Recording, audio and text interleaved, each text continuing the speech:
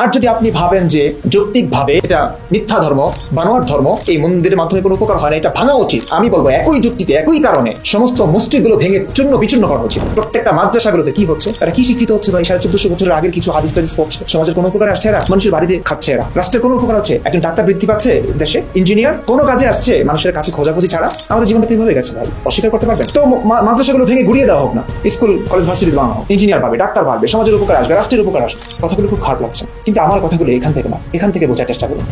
সালাম, আশা করি ভালো আছেন। খুব একটা ভালো নেই আমি। জুলাই গণ অভ্যুত্থানের পর থেকেই বাংলাদেশে মূর্তি ভাঙা হচ্ছে, ভাস্কর্য ভাঙচুর হয়েছে, মাজার ভাঙা হয়েছে, এই জন্য ভাঙাভাঙির এক মহোৎসবে পরিণত হয়েছে। কিন্তু কেন? দেখুন, আওয়ামী লীগের পতনের পিছনে কারা ছিল? প্রায় সর্বস্তরের মানুষই ছিল। এখন যেভাবে চলছে, গণ অভ্যুত্থানের পর থেকে, আওয়ামী লীগ সরকারের পতনের পর থেকে তৌহিদি জনতারা, আলেম ওলামারা, তারা মনে করছেন দেশটা তাদের।